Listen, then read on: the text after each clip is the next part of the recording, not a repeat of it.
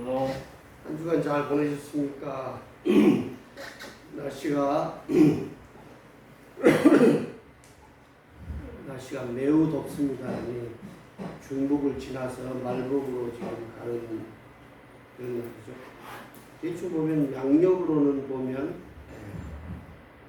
7월 말부터 8월 초 그때가 다 휴가 기간이고 여름 휴가 기간이고 무척 덥습니다. 우리가 더우면 어때요? 게으름을 피할 수가 없죠. 더우면. 그래서 다른 때보다도 더우면은 기운이 없어지고 밥맛도 없어지고 이러죠. 마태복음 19장에서는 오늘 설교 말씀대로 나중된 자가 많다는 겁니다. 나중된 자가 많고 먼저 된 자로서 나중된 자로서 먼저 된 자가 많으리라. 그러니까 먼저 된 자로서 나중이 된다는 얘기는 예수님이 첫사랑으로 예수님을 사랑하다가 어떻게 해요? 살다가 보면 이런저러한 이유로 신앙이 약해지는 것이죠. 그리고 그 신앙이 약해지는데 그래서 주님께서 뭐라고 말씀하셨어요? 나중된 자로서 먼저 된 자가 많으니라. 뭡니까? 오늘 이 시간에 예배드리는 이 시간으로 하나님이 축복하시는 것이죠. 그러나 어제까지 사탄의 유혹에 의해서 교회를 못 나온 사람이죠. 이런 사람이 먼저 되긴 했는데 나중 된다. 우리가 이 세상을 살다가 하나님 앞에 나아갈 때 그때 나중된 자가 나중된 자가 귀하다는 것이죠. 먼저 되는 게 중요한 게 아니라 특별히 요즘은 100세 시대를 이렇게 살고 있으니까 그 전에 60, 70 이때는 다 거의 죽었어요. 저 어렸을 때도 보면 60을 넘기는 분이 거의 없어요. 거의 없었죠. 근데 지금 100세 시대를 사니까 길어요. 그러면 어떻게 해야 돼요? 50, 60을 죽을 때하고 100세를 사는 사람하고 이 마인드나 어떤 삶의 기준이 달라지는 거예요. 무슨 얘기냐면 60년이면 살 때는 그때는 결혼하고 자식들 낳고 기르고 또 자녀들 결혼시키고 하다 보면 이제 노인이 다 되는 거예요. 그래서 곧 이제 얼마 10년, 20년 있다가 그냥 죽게 되는 거죠. 그러니까 바빠요, 그냥. 인생이 바빠. 근데 지금은 어때요? 지금 손자가 또 장가갈 때가 그래도 그때도 이제 또 사는 거예요. 또 장가가지고 애를 낳을 때도 또 증손자가 나올 때도 그때도 살아있는 것이죠. 성경에는 보면은 이 손에 손을 볼 수 있다는 것은 굉장한 축복이잖아요. 지금 축복의 시대예요. 축복의 시대. 여러 사람들이 이 시대를 괴롭다 어쩌다 하고 하는데 사실은 굉장한 축복의 시대이죠. 언제나 그렇지만 그 모든 어떤 시간의 관계에 대해서는 자기가 어떻게 생각하느냐, 자기가 이 플랜을 어떻게 잘 짜느냐에 따라서 인생을 천국으로 살 수가 있죠. 어떤 어려운 일이 있어도 그거를 극복해내는 방법은 내가 아주 젊었을 때 이 일입니다.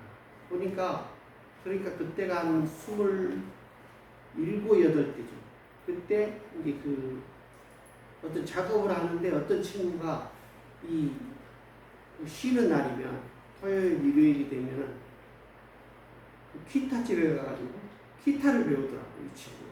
그래서 야, 쟤는 우리는 그냥 일 끝나고 그러고 나면 휴일이면 자기도 바쁘고 빨래하기도 바쁘고 이런데 이 친구는 딱 그런 거예요. 그래서 참 저 친구는 참 좋다, 마음에 좋다, 부럽다 이런 생각을 가졌거든요.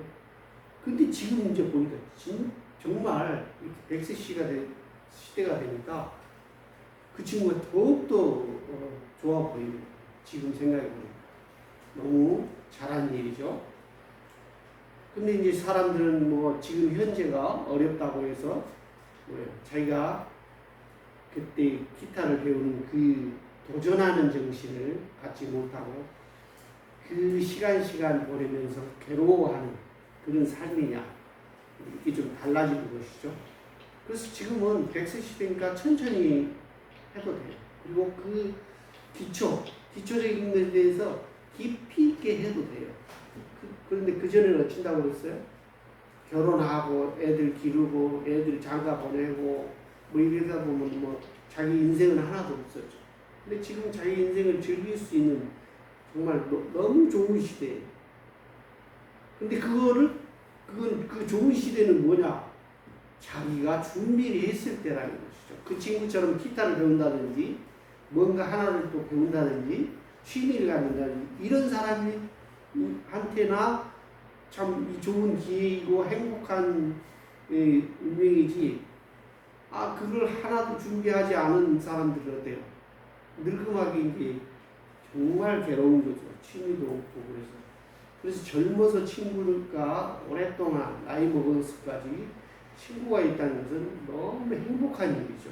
너무 행복하고 그 삶이 좋았다는 것이죠. 남한테 불편함을 주지 않고 자기가 그 친구를 위해서도 희생했었다는 그런 증거가 되는 것이죠. 그래서 이제 우리 주님께서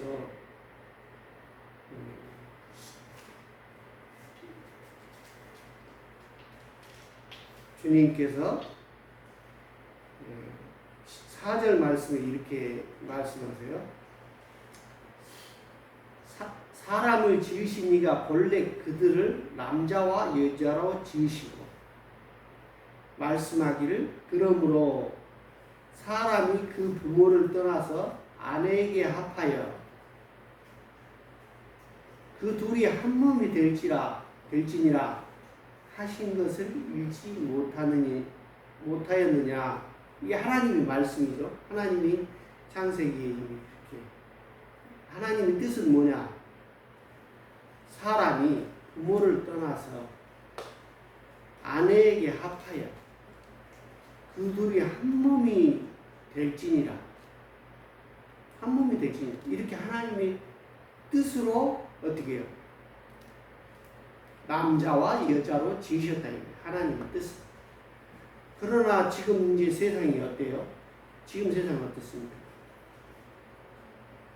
이혼도 잘하고 또 어떻게 뭐 자식도 기르다가 힘들면 버리고 이렇게 너무 어떻게 굉장히 힘든 세상이 됐죠. 그런데 이제 모세가 이런 얘기를 하죠. 이 힘든 세상을 간과하고 넘어가는데 아주 편한 이혼 증서를 주어서 버리라 명하셨느니라. 모세는 율법인데 그 율법에서 이혼 증서를 그 여자에게 주라. 그래서 그 여자에게 주라는 뜻은 뭡니까? 그 여자가 그걸로 인해서 이혼함으로 인해서 당하는 핍박을 면케 해준 거죠. 그때 당시만 해도 이혼한 여자는 아주 업신여김을 받는 것이죠. 그러나 이혼 증서를 받으면 다시 결혼도 할 수 있고 그 인생을 다시 살 수가 있으니까 모세가 그렇게 얘기한 거죠. 그래서 이제 주님께서 말씀하시는 것이죠. 모세가 너희 마음의 완악함 때문에 아내버림을 허락하였거니와 본래는 그렇지 않다. 본래는 뭐예요? 이혼 증서를 내줄 게 아니라 그 아내에게 충심을 다해서 하나님 뜻대로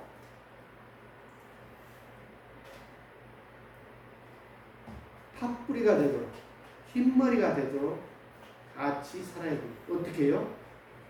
부모를 떠나서 아내와 합하여 아내와 합하여 아내와 합하지 못하기 때문에 이혼하게 된 것이죠. 또 둘이 한 몸이 될지니라. 둘이 한 몸이 안 되기 때문에 이 지금 세상 역할을 그 어려운 마귀 사탄의 뭐 이런 유혹에 의해서 버리게 되는 것이죠. 그걸 하나님의 뜻, 원래는 그렇지 않아요. 하나님의 원래의 뜻은 자기가 희생이 되고 힘들더라도 아내를 위해서, 물론 아내도 이렇게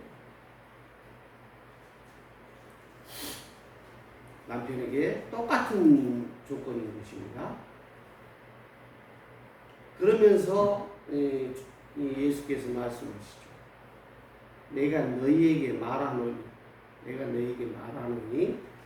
누구든지 음행한 이외에 아내를 버리고 다른 데 장가 드는 자는 가는 함이니라. 그러니까 아내가 음행한 연고가 있어서 버리게 되면 그걸로 인해서 다른 데 장가 드는 자는 그 음행한 그 이유 말고는 가늠함입니다. 이렇게 얘기하죠. 그런데 요즘 세상을 보니까 여자가 간음을 하고 그래도 남편이 헤어지는 것을 두려워하는 세상이에요. 두려워하는 세상이에요. 어떻게 아이를 위해서, 그리고 쉽게 말해서 자기도 이제 그 아내가 없으면 어떻게 해요? 자기의 음욕이나 이런 것을 해결하는 방법으로 자기도 음행을 해야 되는 이런 처지에 놓여 있는 거죠. 그걸 방지하기 위해서 아내가 음행하는 것도 어떻게 용납하는 어떤 그런 경향도 있어요. 지금 사회가 굉장히 어지럽죠. 그러니까 자녀들이 어떻게 해요? 그런 부모 밑에서 그 갈등 때문에 자녀들이 온전치 못하는 거예요. 정신적인 스트레스가 어린아이들한테 엄청난 거예요. 어린아이는 어때요? 자기 부모가 최고이고 자기 아버지가 최고 잘 멋지고 잘생겼는데 어머니는 제일 예쁘고 또 어머니같이 너무 사랑을 주는 이가 없는데 그 갈등으로 인해 이혼하는 갈등으로 인해서 많은 힘든 상황이 생기는 거죠. 네. 그런데 이제 제자들이 또 물어봐요. 예수님, 그러면 장가 안 가는 것이 참 좋겠습니다. 그게 제일 좋은 방법이네요. 왜냐하면 결혼해서 이혼하고 막 힘드니까. 그럼 장가 안 가는 게 좋네요. 그러나 그때 제자들은 뭐예요? 다 결혼을 해서 다 장모도 있고 다 자녀도 있고 다 그러잖아요, 사실. 근데 예수님 말씀 들어보니까 장가 가가지고 이게 한 몸 된다는 것도 힘들고 마누라 모시고 산다는 것도 힘들고 너무 여러 가지로 지금 사회하고 똑같은 거죠. 그 1세기 때의 그 고민이 지금도 똑같은 거예요, 사실은. 조금 변형된 것이지 똑같은 것이죠. 그런데 그래서 그러면 좋은 아이디어는 뭐냐? 이 세상이 복잡하고 다단하고 이러면 자기의 어떤 지혜라든지 하나님의 지혜라든지 모든 것을 다 막 적용을 해서 예수님의 말씀으로 부처님의 이 한량한 자비량으로 막 이걸 다 하려고 하고 막 해도 제일 좋은 방법은 뭐예요? 본래는 그렇지 아니합니다. 본래는 뭐예요? 사람이 그 부모를 떠나서 아내에게 합하고 아내하고 합해서 평생을 산다는 것이 굉장한 축복이죠. 지금 그 1세기 때도 마찬가지예요. 아내와 합한다는 거.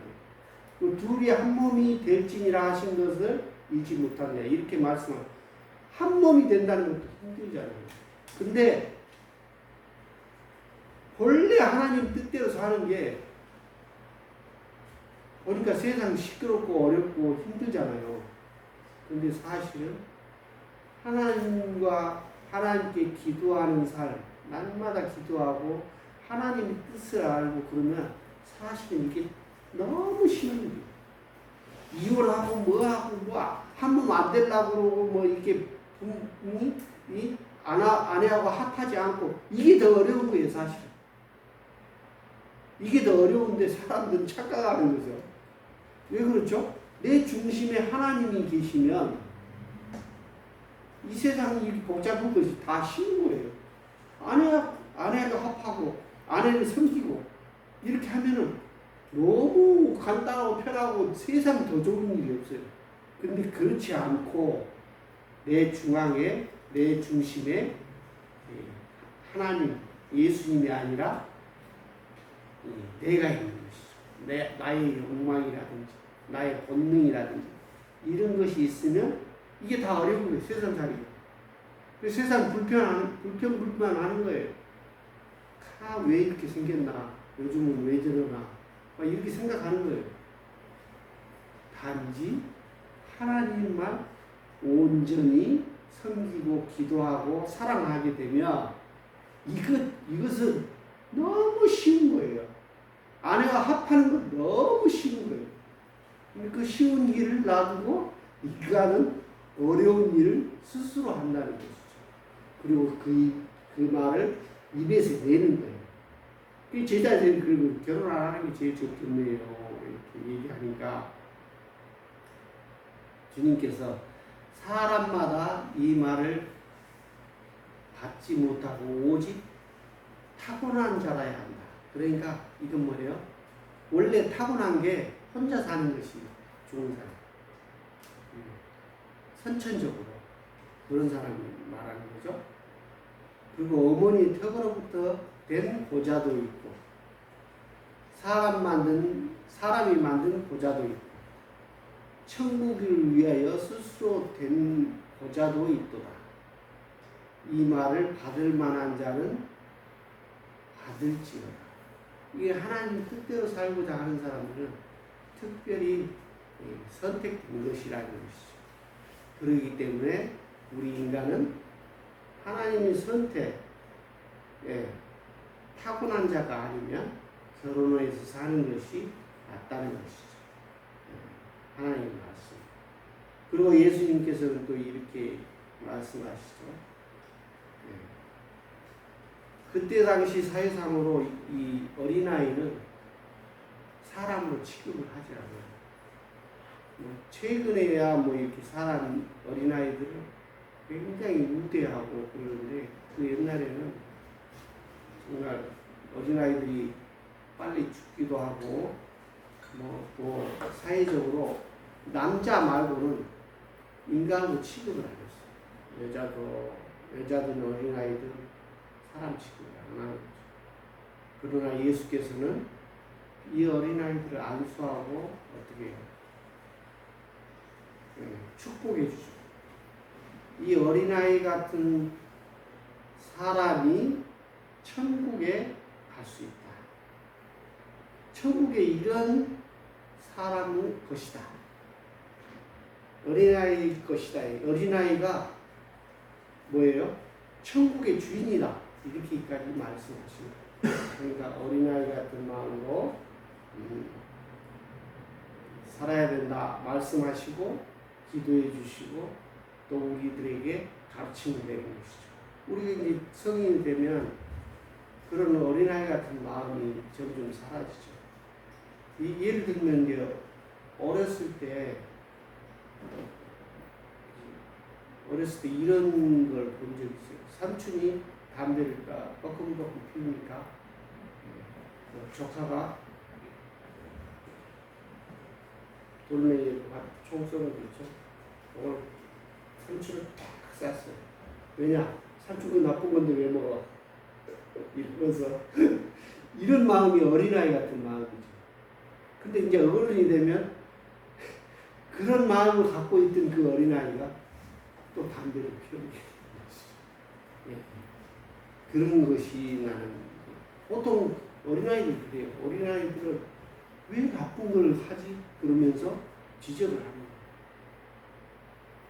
근데 살아보면 야, 그 담배 안 피고 살 수가 없는 거예요. 인생을 살다 보면 이 괴로운 인생, 이 세상. 그건 뭐예요? 아까도 얘기했지만 내 중심에 하나님이 계시지 않고 세상 그 욕망이나 자기가 있을 때는 이 세상이 괴로운 거예요. 그래서 술도 먹고 그 술 먹으면서 선배님, 이 선배님은 어떻게 생각하십니까? 한 수 배우겠다고 무릎을 꿇고 내가 그걸 본 적이 있어요. 식당에서 그 선배 앞에서 무릎을 꿇고 술을 한 잔 따라 들고 가르침을 받겠습니다. 이러고 있는 거죠. 왜 겨우 나보다 한 5년이나 많아야 10년 더 사는 사람한테 무릎 꿇고 그 가르침을 받느냐. 천지를 창조하신 하나님, 그리고 천년 전에 오신 예수님의 가르침을 받으면 그 천년 전에 그 진리를 받으면 너무 행복할 텐데 왜 겨우 그 어린 몇 년 차이 나지도 않아요. 걔도 잘 몰라. 그 선배도 몇 년 안 살아가지고 어떻게 살아야 될지 잘 모르는 거예요, 사실은. 지도 살아봐야 알지. 근데 우리는 이제 다 그런 경험이 있는 것이죠. 살아보면 선배는 뭔가 알 것 같고 그래서 어린아이 대충 보면은 자기보다 조금 위에 그 선배. 우리 군대 생활할 때도 보면은 이 별 3개가 무섭지 않아요. 별 3개는 나하고 관계가 없어. 나하고 생활하는 게 없어. 그런데 이제 1병이나 2등병이나는 이 상병이 무서운 거예요. 상병. 왜? 계속 살면서 지적하고 날 괴롭히고 막 하니까 상병이 제일 무서운 거예요. 그리고 이 사람들이 상병적인 이 선배한테 뭔가 배우려고 무릎을 꿇는 것이죠. 그러나 하나님 앞에 무릎을 꿇으면, 예수님 앞에 무릎을 꿇으면 얼마나 더 큰 지혜냐고. 천년 전서부터 검토된 진리인데, 천년, 2000년 전부터 검토된 예수님의 말씀, 하나님의 뜻에 의한 예수님의 그 말씀을 얼마나 더 진리가 있고 꿀이 있고 얼마나 좋은 말씀이 있을 텐데 그거는 놔두고 그런 어리석은 짓을 우리들이 다 하게 되는 것이죠. 그래서 저는 어렸을 때 조금 선배들하고 한테 건방지는 소리를 많이 들었어요. 제가 그 대학을 가니까 군대를 갔다 온, 난 군대 가기 전이고 그 친구는 군대 갔다 온 선배인데 대학을 내가 늦게 갔다 보니까 내 이제 동료들은 한 3학년 되는데 1학년을 하게 되니까 그 선배한테 그런 거예요. 선배 뭐 우리 말 놓죠? 나이가 이제 그래도 높은 편이다 이거지. 그러게 된다 이거지. 참 건방지게. 그랬던 것이 생각이 납니다. 그랬던 이제 우리 예수님께서 어떤 사람이 선한 사람이 이렇게 와서 얘기하는 거예요. 내가 다 했다. 모든 걸 다 했다. 11조도 다 잘 내고 교회도 잘 나가고 뭐 가난한 자에게도 잘하고 뭐 너무 잘했는데 내가 혹시 부족한 게 뭐가 있어요? 하고 물어본 거예요. 그러니까 예수님이 그래? 내가 그런 마음이 있단 말이야? 이야, 기특하구나. 좋다. 그러면 이 모든 재산을 다 나눠주고 나에게 와라. 그런 거예요.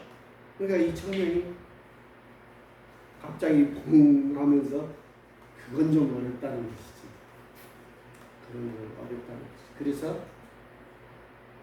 그렇게 하면 네가 천국에 갈 수 있다, 구원을 받을 수 있다, 이렇게 이제 예수님께서 말씀하시고 계시죠. 그런데 그건 못하겠다고 이 청년이 고민하면서 집에 돌아가죠. 여러분들이 이 청년에 대해서 어떻게 생각하십니까? 이 청년은 자기가 정말 잘 사는 거예요. 너무 참 세상 사람들로부터 참, 야, 대단하다, 저런 인격을 갖다니, 그런 삶을 사는 거죠. 근데 예수님께서 전 재산을 다 이렇게 바치라고 그러니까, 그건 좀 어려워하는 거죠. 근데 이제 우리 성경에 보면은, 누구죠? 그 세례, 세무사. 삭개오가 어떻게 해요?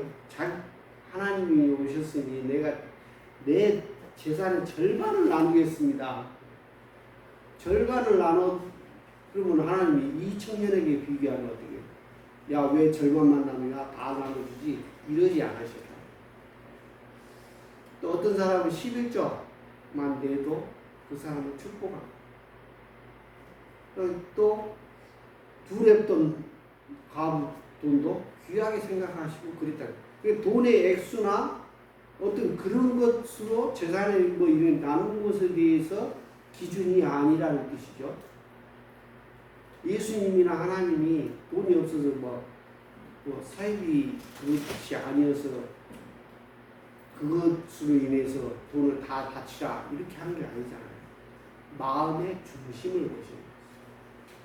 하나님 주님께서는 우리가 마음의 중심이, 그러니까 마음의 중심만 올바르면, 하나님을 진정으로 사랑하는 마음만 있으면 11조로도 충분히 천국에 가고, 또 두렙도 그것으로도 충분히 가고, 11조로 안 내도 어떻게 자기가 형편대로 그 하나님께 드리는 마음이 귀하면 되는 것이죠. 그러나 그 청년은 이제 자기가 잘했다고 자기 마음을 약간 교만하게 한 거죠.